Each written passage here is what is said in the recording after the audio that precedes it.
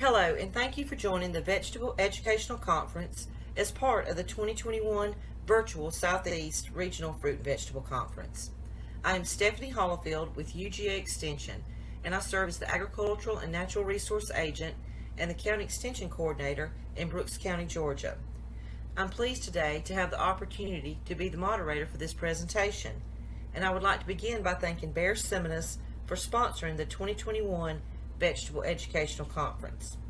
Let's watch this short video provided by Bear Seminis.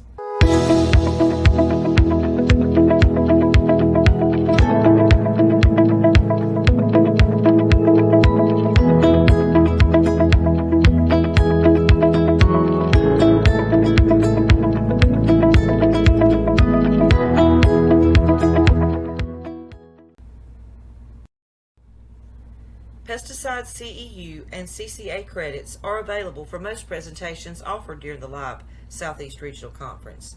Please check the Pesticide CEU guide for a list of approved presentations and the participating states. The Pesticide CEU guide is located in the Event Resources tab under the Media Player. The guide is also available at the Resources Center, located on the main menu of the conference platform. Please take note that pesticide credits will only be available for registered attendees and only during the live conference. Credits will not be available for on-demand viewing. There's a simple three-step process to receive the pesticide CEU and CCA credits.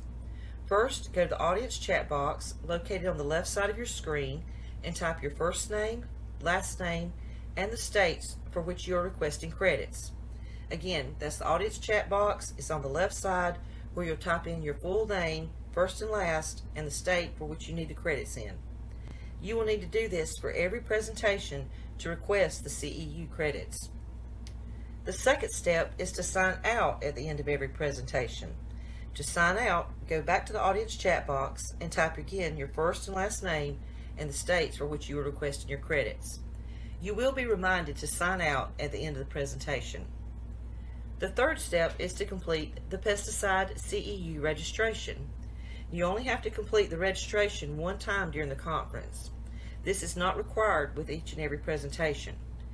To access the Pesticide CEU registration web link, open the Pesticide CEU guide on the Event Resources tab located under the Media Player. The Pesticide CEU registration web link is located on the front cover of the guide. This presentation is pre-recorded to reduce technical difficulties. We will be answering your questions live at the end of the presentation. You can submit a question at any point during this presentation by typing your question in the questions box and pressing send. Now I'd like to introduce to you Dr. Stanley Culpepper, Extension Weed Scientist with the University of Georgia. Dr. Culpepper will be presenting weed management updates for vegetable crops. Dr. Culpepper's discussion will include new and improved herbicide uses in vegetables for improved weed control. Thank you so much, Stephanie. Certainly a privilege to be with you today to give you a weed management update in vegetables. There is a lot going on in vegetable weed control, so let's get started. I want to make just one quick side note. Unfortunately, I don't have the time to talk about fumigation and forming the ideal perfect bed for big bed plasticulture in this session today. But tomorrow afternoon, January 6th, from 3 to 3:30, in the strawberry educational session, that is all we're going to talk about. So if you're interested in fumigation and forming a really good bed, make sure you join us tomorrow afternoon. Alright, what we're going to focus on is we're going to talk about the new Chateau label I got you guys. I'll update you on the Roundup, or the Roundup residual activity damage in our vegetable crops. We're going to talk about Rely, when we're going to see that in the vegetable market. And then I'm going to share just a little bit on some new research projects that we're doing. Before I get into these new labels, I need to take the opportunity to thank our agricultural family for working together and cooperating to bring these tools to our growers. If it was not for the cooperative effort from our regulators, our farmers, our industry partners, and especially IR4, we would not be discussing new opportunities to improve weed control on our family farms. So let's begin the discussion with improving row middle weed control. This is a picture of one of the greatest challenges to me as a weed scientist. You know, managing the number of seed that go into the seed bank is the key to success. Doesn't matter if you're an agronomic producer or you're a vegetable producer. Now, it's more complex with you vegetable guys, because if you're making money and the crop is still producing, you're going to keep right on going even if the weeds are producing seed. But each of these seeds that are in these row middles, this is where much of our population is being developed, which challenges our overall ability to be sustainable. So one of the things that I've wanted to do for some time is I've wanted to figure out how I could apply herbicides to the row middle prior to planting. That'll help me avoid any potential drift for injury, and to keep it clean for the whole season. That's my number one objective. And on the picture on your left, if you look what's closer to you down here at the bottom, that's kind of a standard program we had prior to 2021. If you look a little further back, this is the type of program that I think we have the opportunity to have in 2021 with our new Chateau label. Now, my second objective long term is I want to be able to use those herbicides to remove the weeds, but I want to leave the cover crop. I made great progress on objective number one. We're just now starting that research to accomplish objective number two. So with your new Chateau label, you have some great opportunities to improve row middle weed control. Now, let me be very clear. This label in the state of Georgia is held by the Georgia Fruit and Vegetable Growers Association.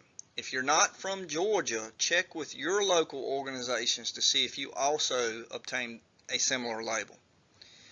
You must have this label in hand. Again, you've got to get it from GFVGA. And when you obtain the label, you will have to sign away any potential liability. Now, I will point out this label is very similar to our old label in many ways regarding crops. We got the fruiting vegetables, we got the cucurbits, and we got our brassica head and stem vegetables. So we cover a tremendous number of crops. The biggest change with our new label is pointed out in number 2, where we now can use a rate of up to 8 ounces per acre broadcast. That is double the use rate of the old label, and it greatly improves the opportunity for excellent weed control for a longer period of time. We maintain the requirements that you have to have raised bed at least 4 inches high and at least 25 inches wide. You also must spray before planting. We do not want Chateau to drift on our crop after planting. It will not be good. Also, when you make the application, you can't contact any more than 1 inch up on the side of the mulch. We cannot get this product on top of the mulch. If we get it on top of the mulch, we can get a devastating response, and you can't just get a rain to wash it off. I'll bring your attention to the picture on the right. This is where we had 2 ounces per acre over the mulch, had a significant amount of rain, and then transplanted cold crops, and you can see the damage we had. If you look up in the far right corner, that's what it looks like when you do not have any Chateau on the mulch. After you've made that row middle herbicide application, make sure you get at least a 1/4 inch of rainfall to settle the soil before you transplant. We know if it's dry soil and the herbicide's sitting on the sand and the sand blows on your crop, we can get damage. So again, we need that rainfall between application and planting. If you do that, we will achieve amazing control of many of our problematic weeds like purslane, ecliptor, and pigweeds. You will need a tank mix partner to pick up grasses, although the higher rates of Chateau that we've discussed are quite impressive. We will definitely still need help with nutsedge, so Sandia is going to be the tool in those crops in which it's labeled. Alright, so we've got a great new tool to help manage a lot of weeds in the row middle. Let's give you an update on glyphosate. You know, it's been really interesting over the last couple of years because I've been sharing information that a lot of you is just blowing you away about the residual activity of Roundup. It's such an important tool for us, but we need to make sure the way we're using it is not harming our crop. Here's an example just to remind you of what we've been talking about in regards to residual activity of glyphosate. So in these 4 pictures, the one on your left, we have no glyphosate applied prior to transplanting in bare ground production. The next picture is glyphosate or Roundup Power Max applied 64 ounces per acre 7 days ahead of planting. Then 4 days followed by 1 day.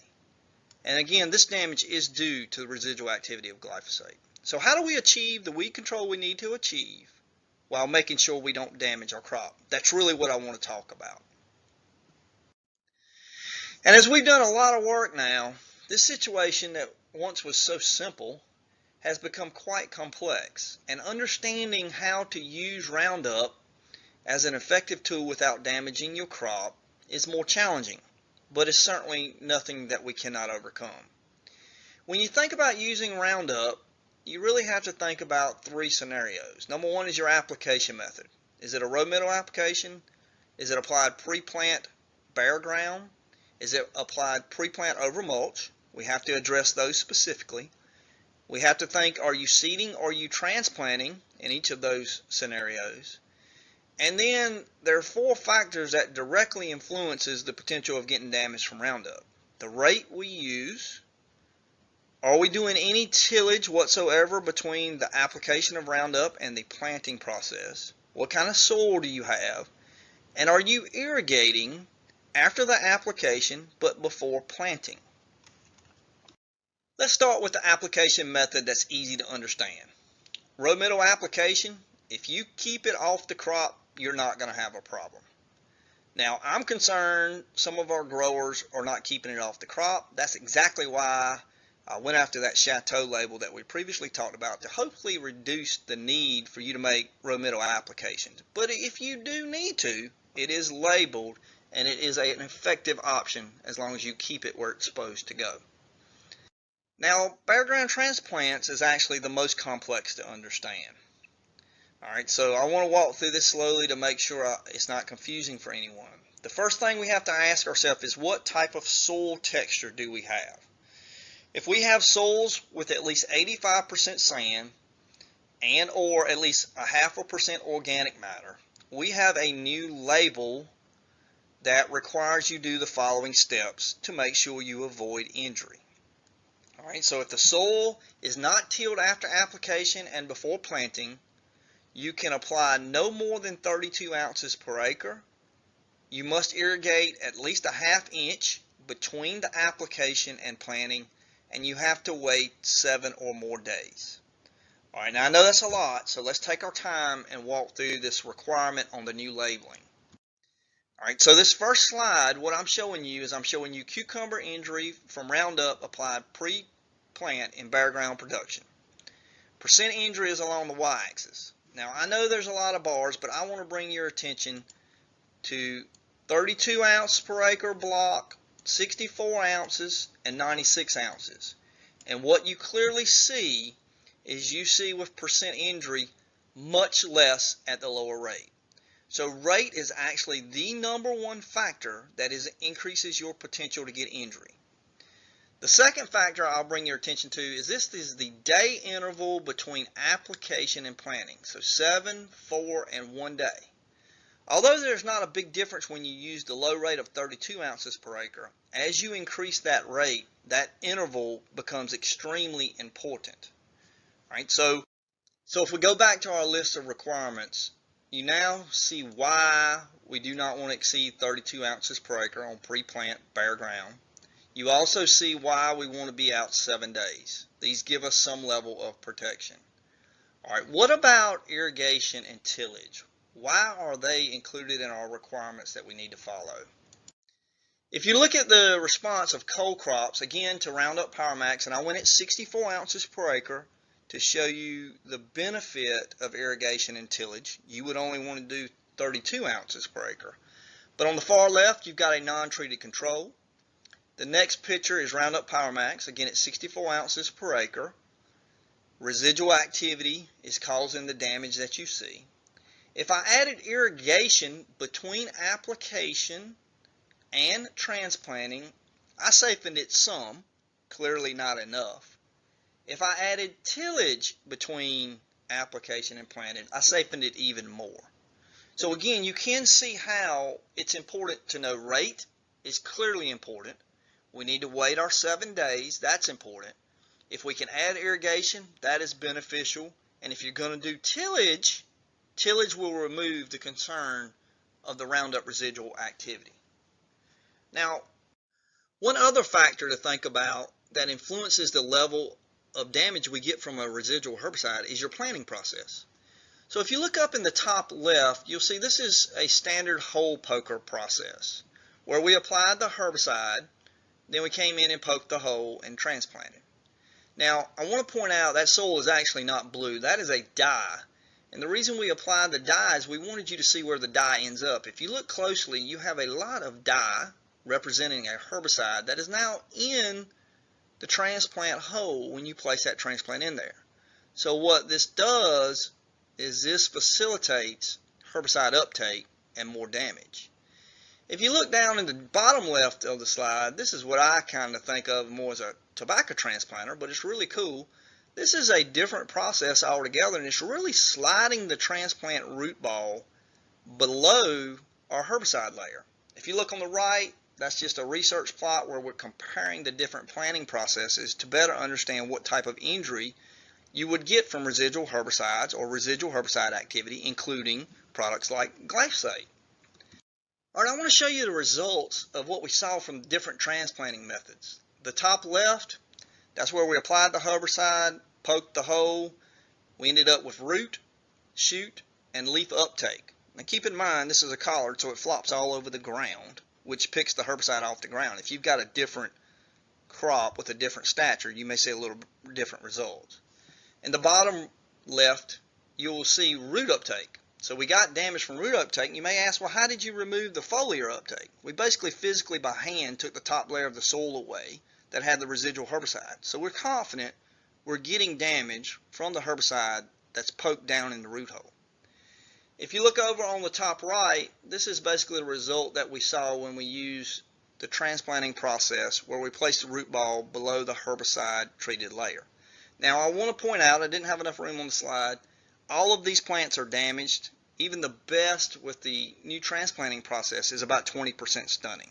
So you've got to follow the new guidelines and the new labels that we previously discussed, but transplanting process can make a difference. All right, let's talk just a second about mulch production. We're preparing to plant crop 2, crop 3. What are we going to do to clean it up? All right, we've got new restrictions on the use of Roundup for those patterns as well. If we're making an application of 32 ounces of Power Max or equivalent with your other glyphosate brands, we need an interval of 3 days between that application and planting, and we need a ½ inch of rainfall to occur between application and planting. If we need to go to a higher rate, we can go up to 64 ounces per acre. We now have a 10-day interval between application and planting, and again that ½ inch. I'm going to tell you though, if you have a significant weed problem, you'd be better off going with say 64 ounces of Power Max 14 days or so ahead of planting. Come back with a Gramoxone application 5 to 7 days before planting, and then wash both of those herbicides off the plastic, hopefully with a ½ inch of irrigation. Now, if you've got new holes, that will work very well because we can get the herbicides off the plastic. However, if you land in an old hole, we're going to see results similar to what we saw on the bare ground production scenario.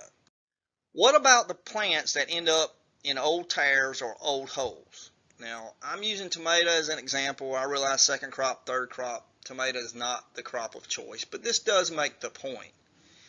If you had a hole present and you made that Roundup application, and again I'm using 64 ounces just to make the point, but if you had an old hole, like we had an old hole here, and we had an old hole here, and we made an application of 64 ounces, we then irrigated to wash it off the mulch. Keep in mind, the washing can occur right into your plant hole. So now we know the equivalent of 64 ounces of Roundup in that plant hole, plus whatever ran from the plastic. So we have a significant potential problem if the transplant hits that hole. And this is an example on your right of a tomato that landed in the old hole versus the tomato on the left that landed in a new hole. And again, if it's cucumber, if it's squash, if it's any other crop, we see a very similar response. So in summary, when we think about applying Roundup over top of mulch, as long as we follow the guidelines of no more than 32 ounces, ½ inch of rain to wash it off, 3-day interval, or if we want to go up to 64 ounces, we need 10 days and a ½ inch of rainfall. We're good to go if we poke new holes, and those holes are at least 3 inches away from old holes or tears. If you end up landing the random plant in an old hole that has significantly more glyphosate residual activity, you could see some variability, so you need to be prepared for that. Alright, so what about seeded production in a bare ground environment? I don't know if you've reviewed the label lately, but depending on the crop you grow, Roundup labels often have different recommendations. Sometimes you can apply Roundup after planting, sometimes just before planting, sometimes it's got to be 3 days before you plant. If you want a fail-safe approach to avoid injury, I would encourage you make an application at least 3 days before you plant it. Look, we need to be weed-free at the time of planting anyway, so if you need to make a Roundup application, let's get it on out there and accomplish not only a crop tolerance goal, but a weed control goal. You want to use no more, in my opinion, than 32 ounces of Power Max or equivalent, depending on which product you're using, within 10 days of planting. Alright, so what that means is if we got to make sequential applications, only one of those applications can be within 10 days of planting.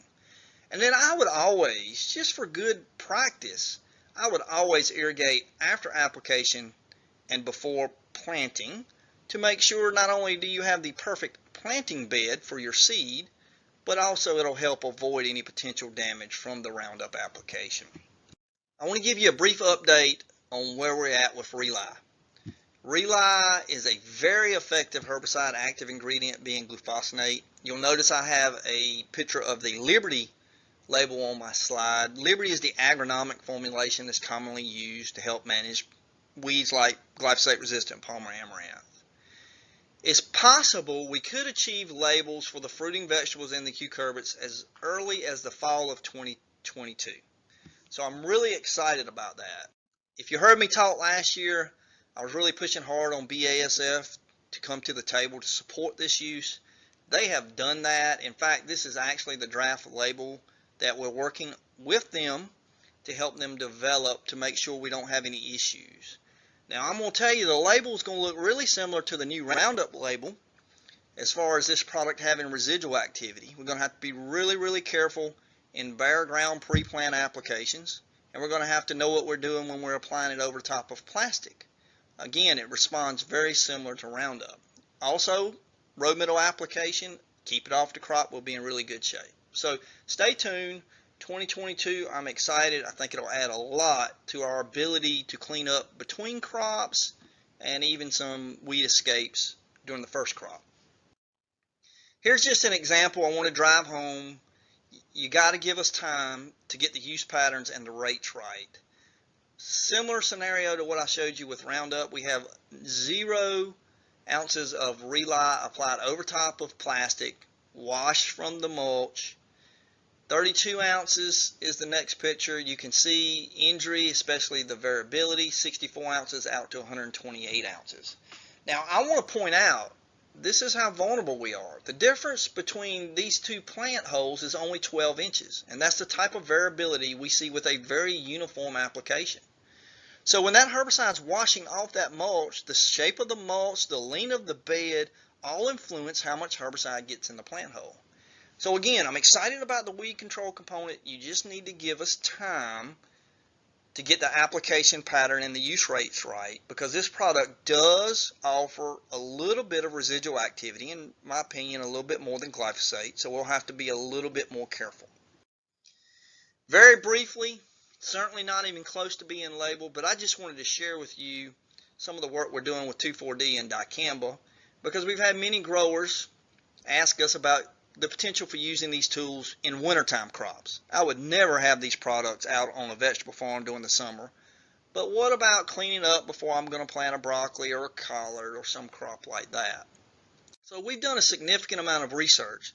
Dicamba will not work at all. It does not come off the mulch very effectively. You never ever want to have that around any of your mulch. But this is an example of what we've been able to achieve with 2,4-D. On the left-hand side of your slide, no 2,4-D. As you move over to your right, we applied 2,4-D 45, 30, 15, and 1 day before planting. Now let's be very clear. We washed the plastic that had no holes on it with a ½ inch of rainfall, or we used a pivot obviously. If you're in a situation that you have the old plant holes, again we're concerned and we have to do more work. To drive that point home, on your left, no herbicides. I've got collards and broccoli just through research. In the middle, this is 2,4-D, no holes. We washed it off, ½ inch. And on the far right, you will see where we ended up in an old hole, strategically because of research, but we ended up with plants in an old hole, and you can see the stunning from the residual activity of 2,4-D. So fascinating research. We're making amazing progress, but we still got a long ways to go. Last thing I wanted to just briefly mention is I'm very close to having you a label for reflex and sweet potato. The use pattern for that will be similar to Valor. Also reflex and eggplant. That use pattern will be very similar to what you currently have in pepper. Now remember, both of these labels are third-party indemnified labels, so you got to follow the correct process in getting your label. I'll also mention, been working with Uptake and carrots. Some of our growers have been really interested in a new tool to help manage nutsedge. Uptake is extremely old, but it's quite effective on nutsedge. I'll point out right now, we've conducted 3 experiments. 2 of the experiments we had absolutely no damage, but the last experiment we conducted, we actually had significant damage. So we are going to backtrack, slow this process down a little bit, and understand why we saw more damage in one experiment than we did in the other 2. And that's critical to understand before we make a recommendation for a grower that has a tremendous problem. Thank you so much. I hope you guys have a great year, and I can't wait to see you in person in Savannah next year. Don't forget to thank our 2021 conference sponsors and exhibitors by visiting the virtual trade show and featured products pavilion. And lastly, don't forget to join us each morning for coffee chats and each evening for networking. Check the conference agenda for details.